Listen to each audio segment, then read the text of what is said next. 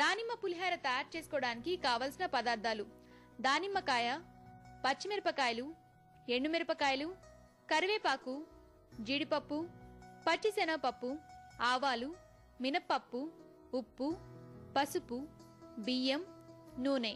దానిమ్మ పులిహోర తయారు చేసే విధానం: ముందుగా స్టవ్ మీద కుక్కర్ పెట్టుకొని దాంట్లో 1 గ్లాస్ బియ్యానికి 1.5 గ్లాస్ నీరు పోసుకొని మూత పెట్టుకొని 3 విజిల్స్ వచ్చేంత వరకు ఉడికించుకోవాలి. ఇప్పుడు వేరే స్టవ్ మీద బాండి పెట్టుకొని 5 టేబుల్ స్పూన్ల నూనె పోసి అది కాగాక 4 టేబుల్ స్పూన్ల పచ్చిశనగపప్పు, 1/2 టేబుల్ స్పూన్ ఆవాలు, 4 టేబుల్ స్పూన్ల పల్లీలు, జీడిపప్పు 4 టేబుల్ స్పూన్లు, 2 టేబుల్ స్పూన్ల మినప్పప్పు, 4 ఎండుమిరపకాయలు, 4 పచ్చిమిర్చి ముక్కలు, 2 రెమ్మల కరివేపాకు వేసుకొని పోపుని బాగా వేగనివ్వాలి.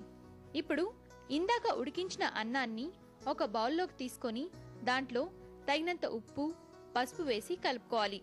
ఇప్పుడు ఇంతకు ముందు వేయించుకున్న పోపుని, దానిమ్మ రసం కూడా వేసుకొని బాగా కలుపుకోవాలి.